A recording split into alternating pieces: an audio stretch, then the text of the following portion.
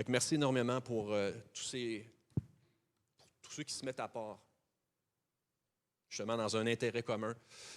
Et ce matin, dans la même veine, je veux lire avec vous le passage donc, qui est une partie de la prière sacerdotale qui se trouve dans Jean chapitre 17. Donc, Évangile de Jean chapitre 17. Et au lieu de commencer au verset 17, on va commencer au verset 13. On va débuter notre lecture au verset 13.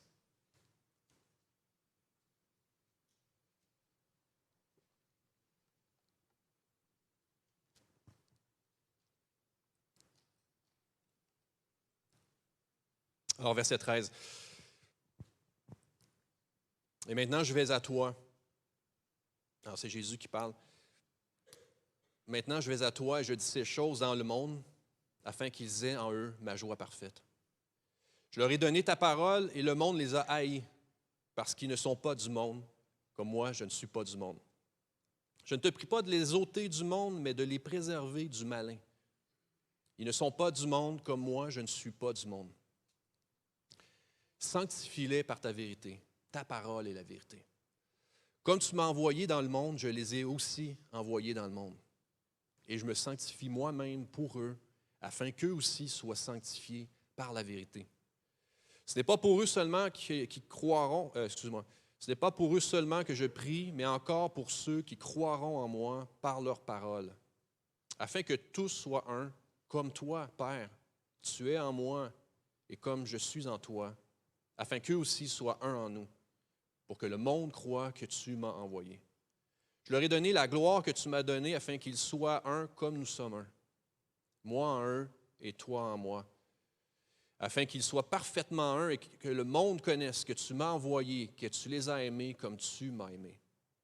Père, je veux que là où je suis, ceux que tu m'as donnés soient aussi avec moi, afin qu'ils voient ma gloire, la gloire que tu m'as donnée, parce que tu m'as aimé avant la fondation du monde. Père juste, le monde ne t'a point connu, mais moi je t'ai connu, et ceux-ci ont connu que tu m'as envoyé. Je leur ai fait connaître ton nom et je leur ferai connaître, afin que l'amour dont tu m'as aimé soit en eux et que je sois en eux. Alors avant que j'oublie, j'ai un message qui m'est parvenu de mon épouse, un message d'urgence. Les jeunes, le 16 mai, non, c'est-tu le 16? Le 18 mai, sortie prévue, donc mettez ça à votre agenda. OK, 18 mai, sortie pour les ados, mettez ça à votre agenda. Alors, on voit ici le Seigneur qui s'adresse à ses disciples. C'est un moment intime où il va le dire lui-même, il a achevé l'œuvre que le Seigneur, son Père, lui a confiée. Et donc, le Seigneur est devant finalement ce qui est inévitable, pas parce qu'il va à reculons, mais parce que d'un commun accord avec son Père, il a voulu. Il a demandé au Père, étant pleinement homme, Seigneur, si cette coupe peut s'éloigner de moi, mais que ta volonté soit faite. Alors, Seigneur, de plein gré, comment je pourrais dire, a rien épargné. A rien épargné pour pouvoir nous offrir ce salut, pour nous acquérir ce salut. Et en passant un petit peu pour le cours de l'œuvre de la grâce, pour ceux qui se demandent de quoi parle ce cours-là, de quoi il s'agit, je veux juste répéter que c'est, en gros, c'est ce salut que Christ nous a acquis, comment il est appliqué à nos vies individuellement. Comment ce salut que Jésus nous a acquis est appliqué à chacune de nos vies par le Saint-Esprit. Alors Jésus fait cette prière devant ses disciples. Il aurait pu prier le Père seul dans un lieu secret comme il le fait souvent durant son ministère. Mais dans ses derniers moments vécus avec ses disciples, il décide de le faire à haute voix devant ses disciples, en compagnie de ceux que le Père lui a donnés. Et vous allez voir que tout au long de ce qu'il va exprimer devant le Père, et puis dont les disciples vont être témoins,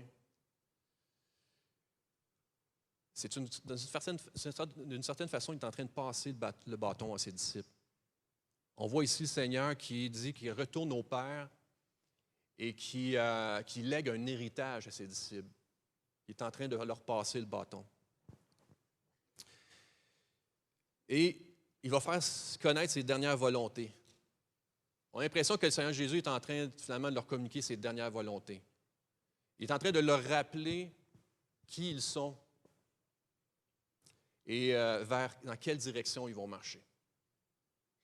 Il est en train de leur rappeler sur quelle base leur foi va être affermie. Sur quelle base, en quoi finalement ils vont devoir mettre leur confiance pour les jours, les semaines, les mois. Et pour ces disciples, c'est terrifiant. Ils ont marché avec le Seigneur pendant 3 ans. Le Seigneur Jésus a tout initié. Il les a conduits, il les a pris par la main, et là, il leur annonce, et ils se mettent à comprendre réellement qu'il va les quitter. Que Jésus va réellement les quitter. Ils commencent tranquillement à comprendre. Et il leur fait ce testament-là. Il leur fait connaître ses dernières volontés. Et pendant qu'il prie, on réalise une chose, c'est qu'il s'adresse à eux, mais comme il dit un peu plus loin, il nous a en tête, vous et moi. Et il ne prie pas seulement pour eux, mais il prie aussi pour ceux qui croiront par la parole des apôtres. Alors déjà, le Seigneur intercède. Avant même d'être entré dans sa gloire, il intercède pour vous et moi. Et il va intercéder, il va demander des choses au Père, des choses très spécifiques. Et c'est ce qu'on va voir ce matin.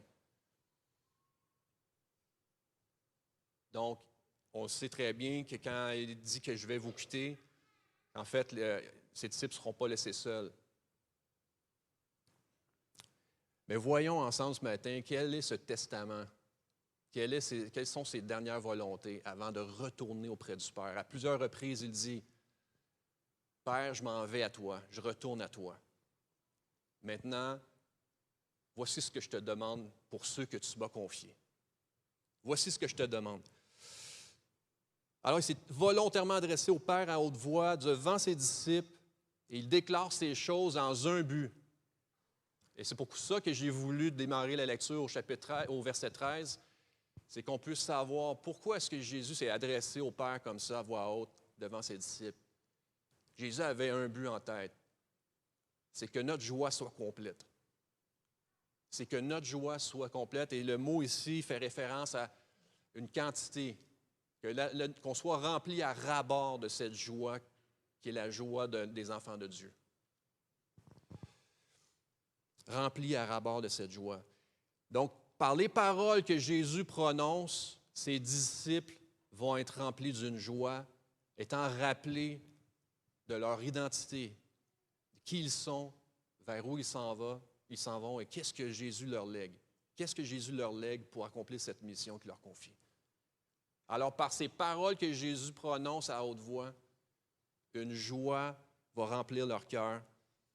Et ça nous rappelle que notre joie va toujours être proportionnelle à notre connaissance de Dieu. Mais attention, encore une fois, ne pas confondre compréhension et connaissance. Souvent, on confond les deux. On ne parle pas ici d'une compréhension, de comprendre de quel genre de Dieu on parle, de faire une liste de son caractère. La compréhension, on pourrait dire que c'est la première étape. Dieu nous a créé des êtres intelligents avec un intellect et on appréhende, on reçoit ces informations. C'est des paroles qu'on reçoit, c'est une information que le Seigneur nous communique. Mais ces informations-là, cette parole descend au cœur et vient faire une transformation de tout notre être. Elle vient réorienter nos vies. Donc, on ne reste pas au niveau de la compréhension. Quoi qu'on ne néglige pas, on prend des cours. Il y a 2 cours cette session-ci qui sont donnés. Petit prophète le mardi et l'œuvre de la grâce le mercredi. Donc, le Seigneur nous a créé des êtres intelligents avec un intellect. Mais on s'assoit et on croit que sa parole est vivante, que sa parole communique la vie. Et que sa parole est la seule qui puisse désamorcer ces mécanismes que le péché a, que le péché a inculqué dans nos vies, dans nos pensées, dans nos habitudes. Cette parole est la seule qui peut désamorcer ces choses dans nos vies. Alors notre joie va être proportionnelle à la connaissance qu'on va avoir de Dieu. mais une connaissance qui s'acquiert à travers sa parole et à travers l'obéissance. À travers sa parole et à travers l'obéissance. Et puis le Seigneur va leur dire, ne soyez pas naïfs. Ne soyez pas naïfs. Le monde va vous haïr comme il m'a haï moi-même. Parce que, pourquoi? Parce que vous n'êtes pas du monde. Vous n'êtes pas du monde. Et ça, c'est un thème cher à l'apôtre Jean, le fameux cosmos en grec.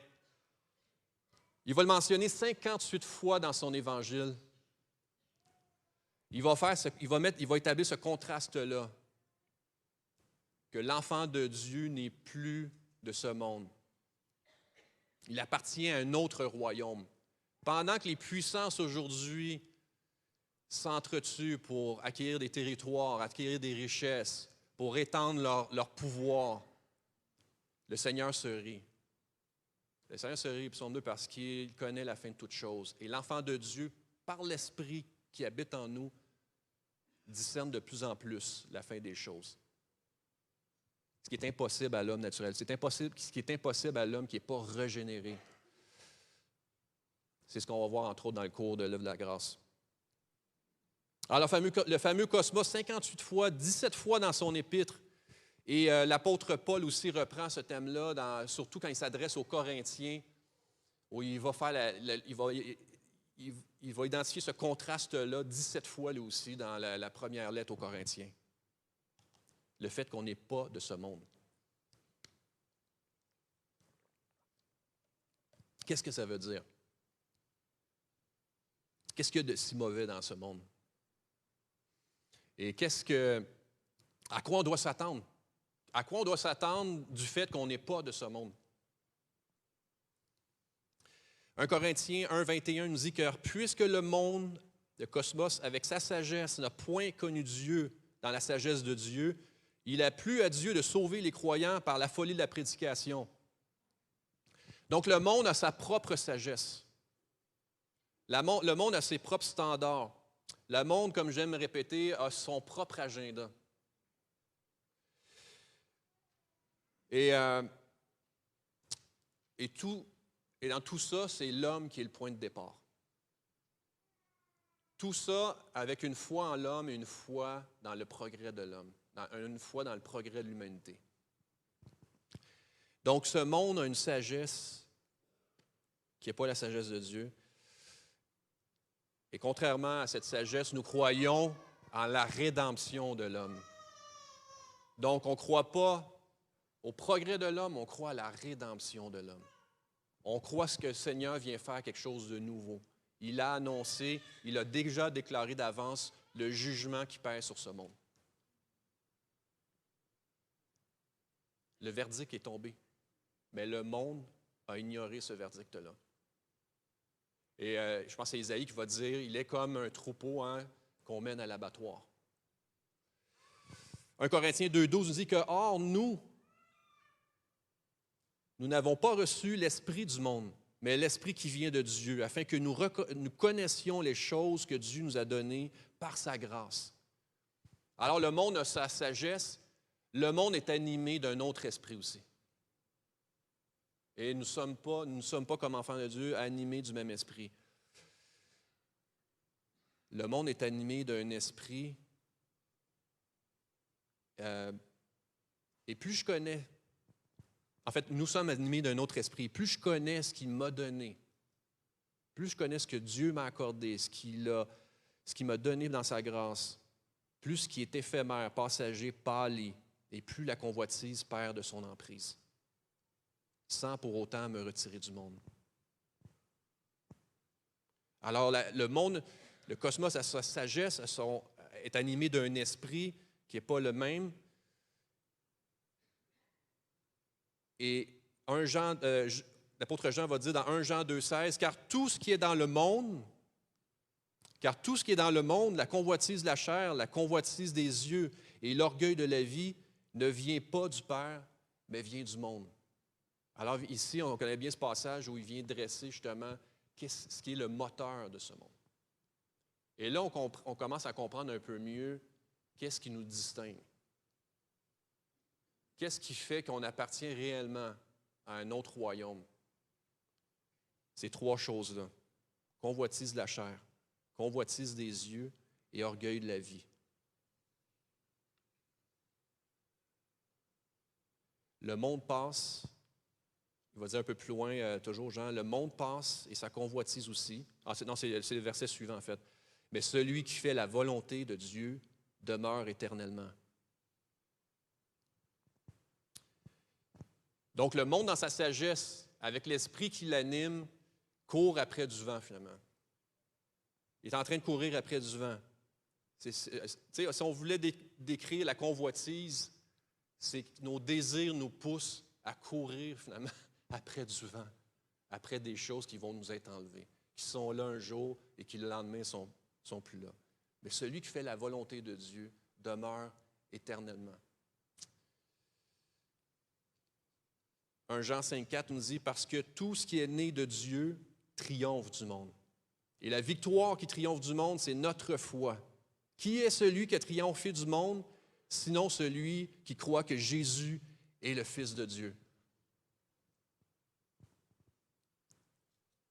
C'est par cette connaissance de Dieu, c'est par son esprit en moi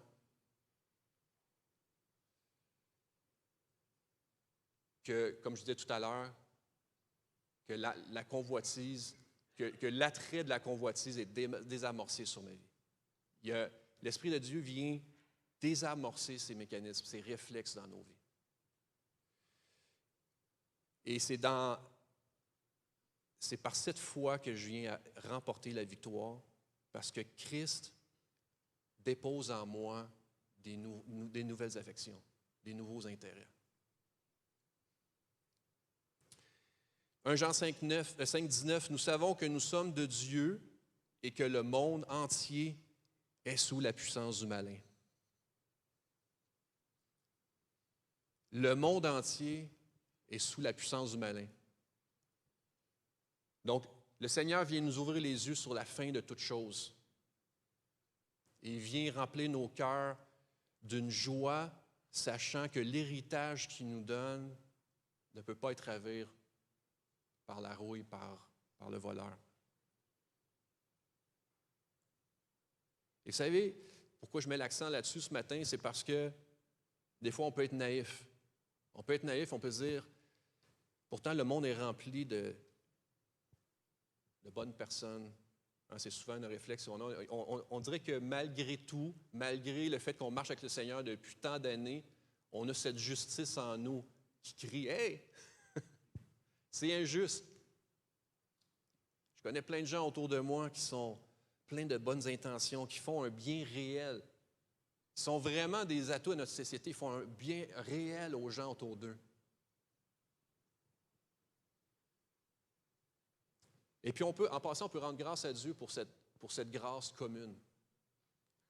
Où le Seigneur, par toutes sortes de moyens, vient freiner le mal. Et il se sert même de gens qui renient son nom en passant. C'est une grâce commune. Mais dans ce bien-là, ils demeurent ennemis, vivant de leur propre justice.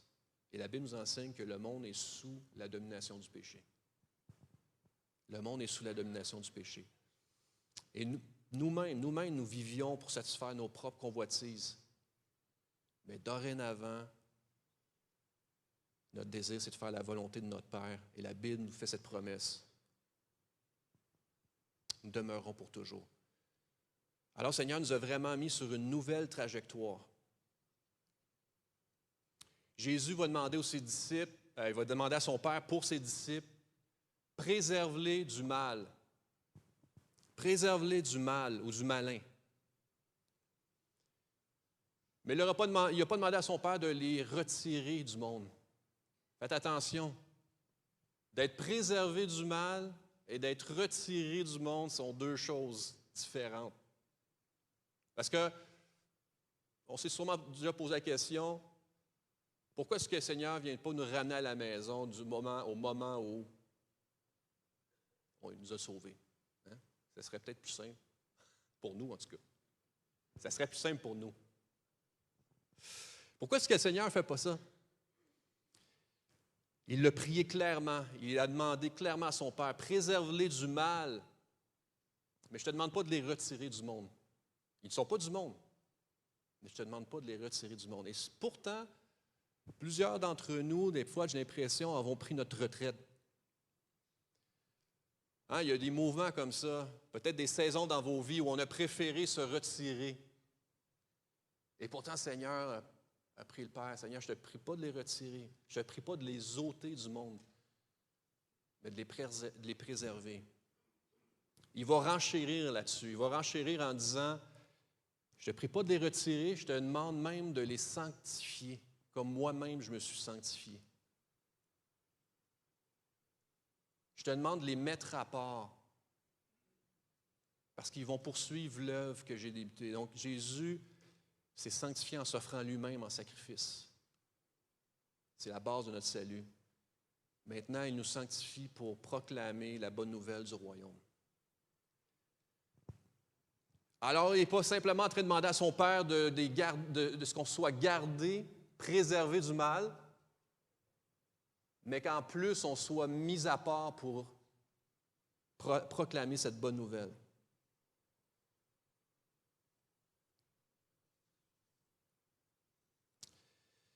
Qu'on soit donné entièrement à lui, entièrement à son service. Comme je disais tout à l'heure, qu'on soit rassemblés derrière le chef Jésus-Christ, parce que c'est au service du projet de Dieu. Donc, le Seigneur prend des électrons libres, hein, il nous prend chacun de nous avec nos petits projets personnels, et puis il nous rassemble derrière le chef Jésus-Christ. Il nous rassemble derrière un projet, c'est le projet de Dieu. C'est la mission de Dieu. Et c'est un peu ce que Jésus est en train d'énoncer pendant qu'il prie au Père, pendant qu'il prie le Père, pendant qu'il s'adresse à son Père, notre Père. Voici, Seigneur, la vision que je veux qu'ils saisissent, la mission qui est la leur. Maintenant que je retourne à toi. Maintenant, je retourne à toi. Seigneur, je t'en prie. C'est la prière du Fils à son Père.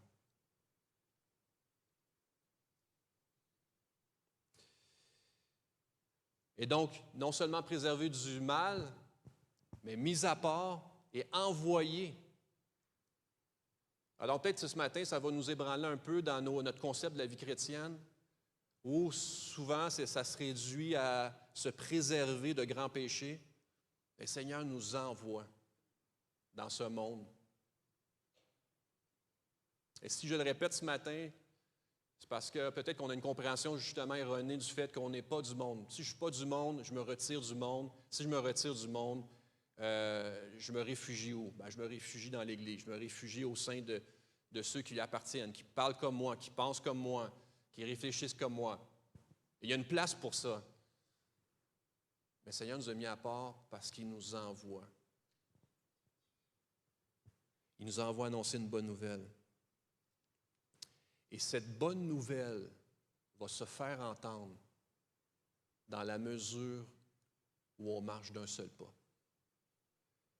Et c'est un peu le thème de ma prédication ce matin. Le Seigneur va dire, je te prie afin qu'il soit parfaitement un, comme moi et toi, Père, nous sommes un. Réalisez-vous que ce n'est pas quelque chose qu'on peut créer, nous, naturellement. Qu'on soit un comme le Père et le Fils sont un. Éternellement un. Cette unité, elle nous dépasse. Cette unité, elle nous dépasse. Et le Seigneur Jésus a pris dans ce sens-là. Déjà, avant d'entrer dans sa gloire, avant d'aller retrouver son Père. 1 Corinthiens 10, 17 dit « Puisqu'il y a un seul pain, nous qui sommes plusieurs, nous formons un seul corps, car nous participons tous à un même pain. »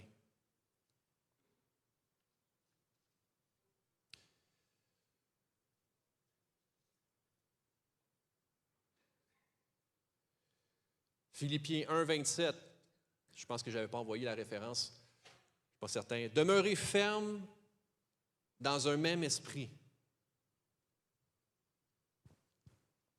Alors cet esprit nous a été donné. Maintenant, Paul va dire aux Philippiens, demeurez fermes dans cet esprit, dans ce même esprit, combattant d'une même âme pour la foi de l'Évangile. Philippiens 2,2 dit, rendez ma joie parfaite, ayant un même sentiment, un même amour, une même âme, une même pensée.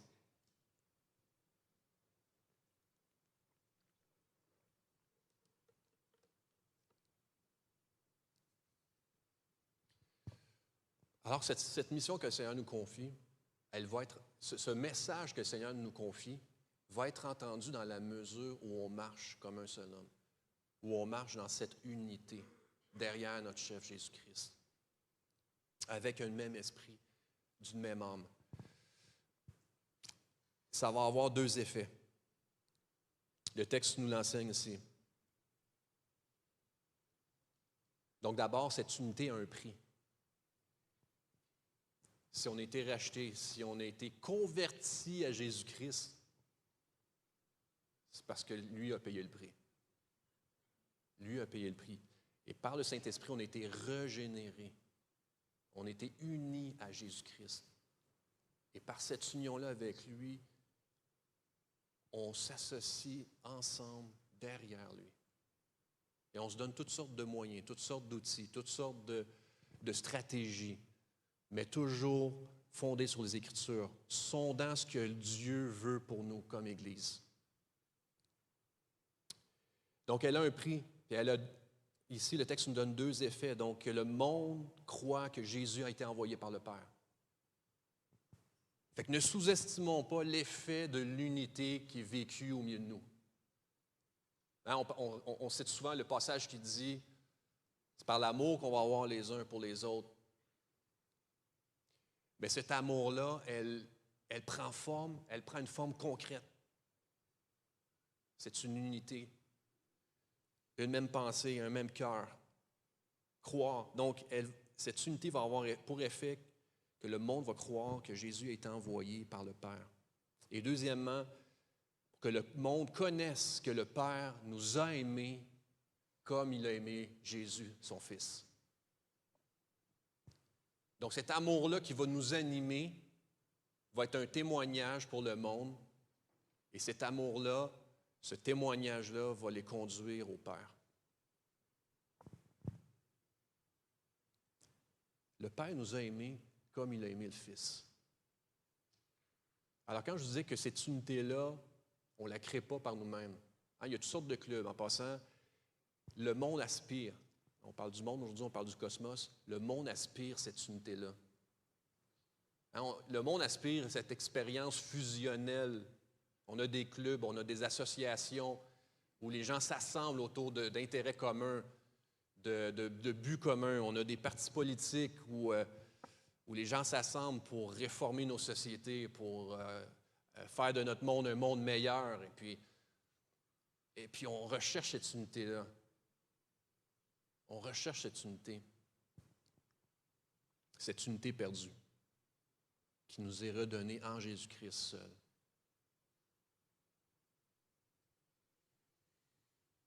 Le Père nous a aimés comme il a aimé le Fils. Au verset 22, il dit « Je leur ai donné la gloire que tu m'as donnée afin qu'ils soient un comme nous sommes un. » Là, autre déclaration intéressante du Seigneur. Encore une fois, n'oubliez pas, tout ce que le Seigneur est en train de dire, c'est qu'afin que la joie dans le cœur des disciples et dans notre cœur arrive à ras-bord, que cette joie soit débordante, connaissant d'où on vient, notre identité, et découvrant où est-ce que Dieu nous amène. Alors, le Seigneur Jésus va dire quelque chose d'intéressant ici. Il va dire, « Je leur ai donné la gloire que tu m'as donnée, afin qu'ils soient un comme nous sommes un. » Alors, on peut se poser la question, est-ce qu'on parle ici de la gloire éternelle du Fils de Dieu, deuxième personne de la Trinité? Cette gloire qu'il possédait depuis toute éternité avant de s'incarner.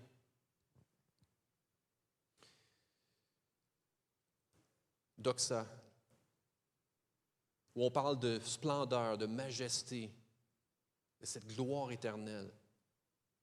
de cette gloire que Dieu seul possède. Je pense ici que Jésus est en train de parler d'une autre gloire, la gloire que Dieu donne. La gloire qui nous amène à être dans l'état le plus élevé de la création, par la communion avec le Fils. Alors, ici, il fait mention 2 fois de cette gloire. Donc, je me permets de faire cette distinction-là, de la gloire éternelle de Dieu et de la gloire qui nous donne, qui nous amène à être dans cet état le plus élevé de la création. Donc, c'est cet état élevé de statut de fils et de fille de Dieu, d'héritier de Jésus-Christ. Je pense que le Seigneur Jésus est en train de parler de ce type de gloire.